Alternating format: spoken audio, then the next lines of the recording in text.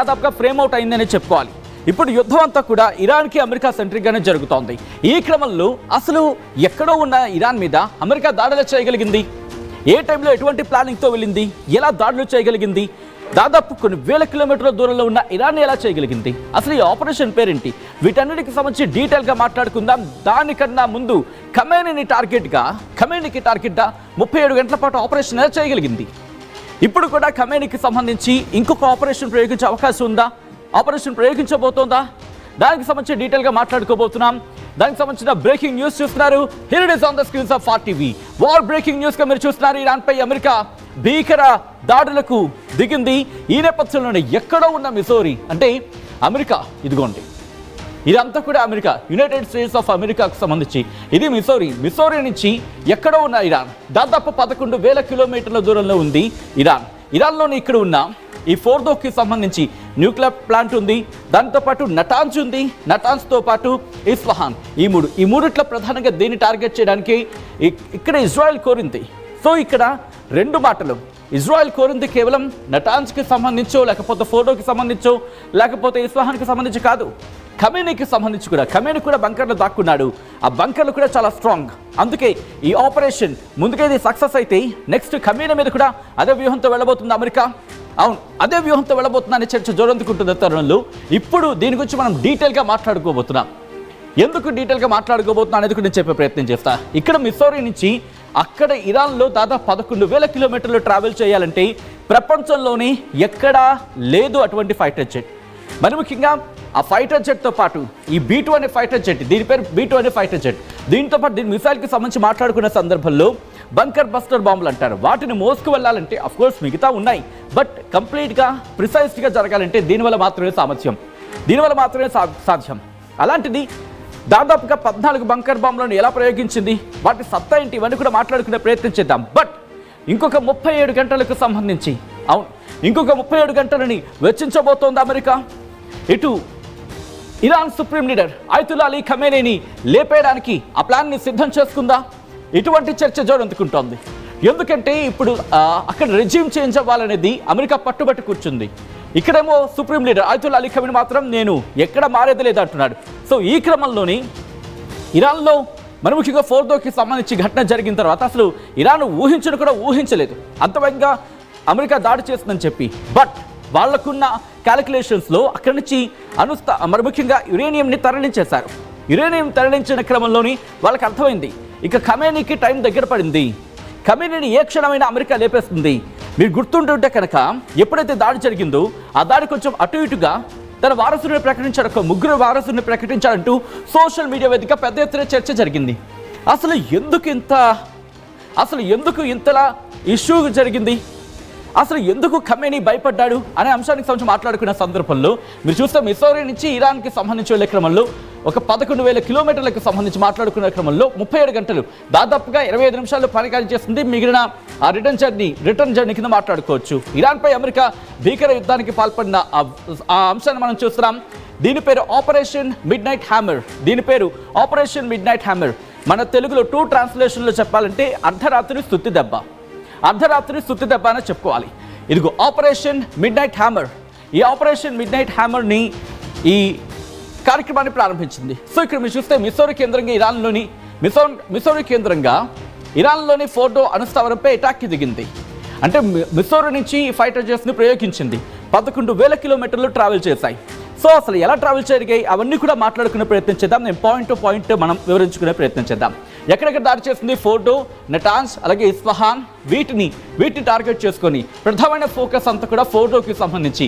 ఎందుకు ఫోర్డోకి సంబంధించి అనేది కూడా మనం ముందు మాట్లాడుకునే ప్రయత్నం చేద్దాం. Move on to the next graphic.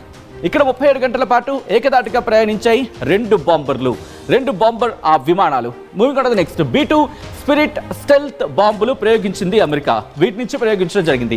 Missouri నుంచి ఫోర్డో అణుస్థావరానికి 11,000 కిలోమీటర్ల దూరం ఉంది. ఇక ఆ తర్వాత చూసుకుంటే మిసోరీ నుంచి మాట్లాడుకున్న సందర్భంలో ఒక్కొక్క బాంబు ఖరీదు ఇక్కడ ఒక్కొక్క బాంబు ఖరీదు $3.5 బిలియన్, అంటే సుమారు 350 కోట్లు. 350 కోట్లు ఒక్కొక్కటి కూడా, అంతే 350 కోట్ల రూపాయలని చెప్పుకోవాలి.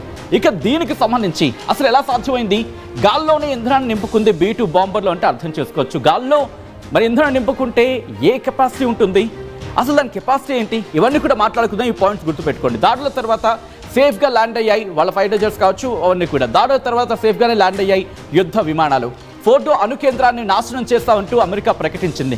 గుర్తుపెట్టుకోండి, వాళ్ళకి సంబంధించి నటాజ్ కావచ్చు, ఇస్ఫహాన్ కావచ్చు, ఫోర్డో కావచ్చు, 3 కీలకమైన అణుస్థావరాలని ఈ మూడింటిని టార్గెట్ చేస్తామని చెప్పలేదు. కానీ మూడిట్లో ప్రధానంగా ఫోర్డోని మాత్రం కొట్టిపడేస్తామని చెప్పింది. కారణం ఇజ్రాయెల్ రిక్వెస్ట్ చేస్తుంది ఈ ఫోర్డోకి సంబంధించి. ఫోర్డోని ప్రధానంగా కొట్టిపడాలి, నటాజ్, ఇస్ఫహాన్ వాటి మీద దాడి చేస్తాం, బట్ మాకు ప్రధానంగా మా వాళ్ళ కానిది ఇదే అంటూ కూడా చెప్పుకొచ్చింది.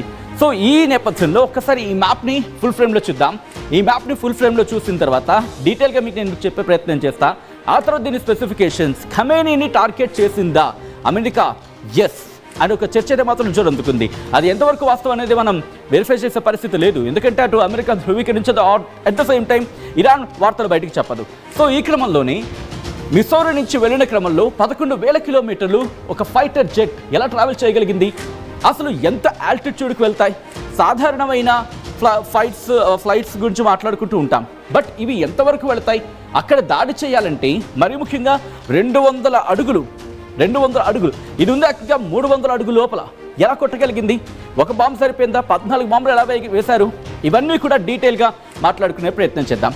సో ఒక్కసారి ఆ డీటెయిల్గా మాట్లాడుకునే క్రమంలో ఈ ఫైటర్ జెట్స్ వీటి గురించి మాట్లాడుకుందాం, ఇవి ప్రయోగించిన ఆ బాంబర్స్ గురించి మాట్లాడుకుందాం. ముందుగా ఆ బాంబర్స్ గురించి మాట్లాడుకుందాం, ఎందుకంటే ఆ బాంబర్ డీటెయిల్స్ నేను మీకు చెప్పే ప్రయత్నం చేస్తా. ఇదే బాంబర్స్ని, ఇదే ఫైటర్ జెట్స్ని ఇప్పుడు ఖమేనీ మీద ప్రయోగించబోతోందా అంటే అవునన్న మాట వినిపిస్తోంది. ఎందుకంటే బంకర్లో ఉన్న ఆ వ్యక్తిని బంకర్ బాంబర్ సాయంతో కొట్టి పడేయాలి అనే ఆలోచనలో ఉంది అంటూ చర్చ జోరందుకుంటోంది. ఎక్కడా ఎవరు కన్ఫర్మేషన్ ఇవ్వట్లేదు, బట్ చర్చ అయితే మాత్రం ఉంది. మరి ముఖ్యంగా మనం మాట్లాడుకున్న 2 వారాల టైం అడిగాడు, బట్ 2 వారాల టైం తీసుకున్నాడా? 2 రోజులు కొట్టిపారాయలే, ఎందుకంటే ట్రంప్ని ఎక్స్పెక్ట్ చేయలేం. సో దీని ఓకే, మీరు చూస్తే కనుక ఇదిగోండి, అమెరికాలో B2 స్పిరిట్ బాంబులు ప్రయోగించింది GBU-57కి సంబంధించి. ఈ B2 స్టెల్త్ ఫైటర్స్ ఉన్నాయి కదా, ఫైటర్ జెట్స్ అని మాట్లాడుకున్న B2 స్పిరిట్ బాంబర్లు. ఆ B2 స్పిరిట్ బాంబ్ రిలీజ్ చేస్తున్న ఆ GBU-57కి సంబంధించి స్పెసిఫికేషన్స్ చూద్దాం. ఆ బాంబర్ ప్రత్యేకతలు ఏంటో ఒకసారి చూద్దాం. ఆ బాంబర్ ప్రత్యేకతలు ఏంటో చూద్దాం. ఆ తర్వాత మనం ఆ ఫైటర్ జెట్ గురించి మాట్లాడుకుందాం. ఇదిగోండి, ఇది ఇజ్రాయెల్ చివరి ఆయుధం. అదేంటది? ప్రయోగించింది అమెరికా కదా, ఇజ్రాయెల్ చివరి ఆయుధం అని ఎందుకు అన్నారు అనే మీకు క్వశ్చన్ రావచ్చు. ఎందుకు ఈ మాట ప్రయోగించడం జరిగిందంటే, ఇజ్రాయెల్ అమెరికాని అడిగింది, బాబు మాకు ఫోటోని కొట్టడం మా వాళ్ళకి అవటం లేదు, కాబట్టి నువ్వు కనుక మాకు సాయం చేస్తే అది మాకు హెల్ప్ అవుతుందంటే కనుక అమెరికా తర్జన పడింది. చాలా రోజులు టైం తీసుకుంది, ఎందుకంటే అది కనుక తేడా కొడితే ఇటు అమెరికా పరువు పోతుంది. అమెరికా పరువు పోవడం మాత్రమే కాదు, అది మరింత రచ్చకు దారితీస్తుంది. ఇంకా ఉక్రోషంతోనూ కోపంతోనూ ఇటు ఇరాన్ మరింత ముందుకు వెళ్ళే అవకాశం ఉంటుంది. కాబట్టి ఇంత టైం తీసుకుంది. మొత్తంగా వీటిని ఒక 14 అంటే ఎగ్జాక్ట్లీ ఇదేని కాదు, మొత్తంగా అయితే మాత్రం 14 బంకర్ బస్టర్ బాంబులను ప్రయోగించింది. సో ఇక్కడ మీరు చూస్తే GBU-57 అనేది ఇదిగో మీరు చూస్తున్నారు కదా. ఒక్కసారి క్లోజ్ షాట్లో మీకు కనిపిస్తే ఓకే, లేకపోతే ఒక్కసారి ఐ రిక్వెస్ట్ క్లోజ్కి వచ్చే ప్రయత్నం చేద్దాం. ఇదిగోండి, మీరు చూస్తే కనుక ఇక్కడ నేను పాయింటర్ చేసి చూపించే ప్రయత్నం చేస్తాను. ఒక్కసారి మీరు చూస్తే కనుక ఇదిగో ఇది ఈ లేజర్ ఉంది కదా, మీరు చూస్తున్నారు కదా, ఇది చాలా కీలకం. ఇదే చాలా కీలకం. ఇది ఏం చేస్తుందంటే ఈ లేజర్ ఇదంతా కూడా లేజర్ సెన్సార్. అక్కడ దాన్ని క్యాలిక్యులేషన్ చేసుకుంటుంది. సెన్సార్ దాన్ని క్యాలిక్యులేషన్ చేసుకుని వెళ్తూ ఉంటుంది. ఎప్పుడైతే గగనతలానికి సంబంధించి ఈ లేజర్ని చూశారు కదా, ఒక్కసారి ఆ విమానం ఇందాకలో మనం ప్లే చేసాం కదా గ్రాఫిక్ని, ఒక్కసారి ప్లే చేసే ప్రయత్నం చేయండి, ఎందుకంటే దీన్ని అక్కడ నేను చూపించే ప్రయత్నం చేస్తాను. ఇది బాంబర్ కదా, ఆ ఫైటర్ జెట్ని ఒకసారి చూసే ప్రయత్నం చేద్దాం. ఆ ఫైటర్ జెట్ రిలీజ్ చేసిన క్రమంలోని ఇలా వెళ్తుంది కదా, ఒక్కసారి పాజ్ చేయండి. ఎస్, మీరు చూసారు కదా, ఇది ఉంది కదా, ఇది లేజర్ భాగం. ఇది చెక్ చేసుకుంటూ ఉంటుంది. దాంతోపాటు వెనకాల ఇవన్నీ ఉన్నాయి కదా, ఫోల్డబుల్ థింగ్స్ మాట. సో చెక్ చేసుకొని ఇక్కడికి వెళుతున్న క్రమంలో దీన్ని ఢీ కొడుతుంది. ఒకసారి ఆగండి. Okay, that's fine. కుదిరితే కనుక ఒకసారి బ్యాక్ వెళ్ళి పాజ్ చేసే ప్రయత్నం చేయండి. ఓకే, సో ఇప్పుడు ఇలా పేలింది కదా, ఇది వెళ్ళే క్రమంలో ఇక్కడ గుర్తుపెట్టుకోండి, ఈ ఫోటోకి సంబంధించి ఏకంగా 300 అడుగుల లోపల ఉంటుంది. ఇది గ్రేట్ పిసా, థ్యాంక్ యూ. ఈ 300 అడుగుల లోపల ఉంటుంది. సో అది 300 అడుగులు, బట్ దీని కెపాసిటీ వచ్చేసి 200 అడుగులు మాత్రమే. బట్ ఒక బాంబర్ సరిపోదు కదా, ఒకటి సరిపోదు కదా, మరి ఇలాంటి కొట్టాలంటే 2 ఉండాలి. బట్ 2 ఉంటే సరిపోతుందా? ఎందుకంటే ప్రిసైజ్గా ఏదైనా మనం మాట్లాడికి ఏమనుకుంటాం, ప్రిసైజ్డ్గా అంటే టార్గెట్ని చూసి కొట్టాలి. సో ప్రిసిషన్తో జరిగినప్పుడు కూడా తేడా కొడితే, కాబట్టి 2 సరిపోవు. అందుకే దాదాపుగా 14, సుమారుగా 12 అంటున్నారు. 12, 14 కనీసం మినిమం ఒక 10 దాటే ఉంటాయి. సో అలాంటి వాటిని ప్రయోగించింది. బ్యాక్ టు బ్యాక్ కొట్టిన తర్వాత అప్పుడు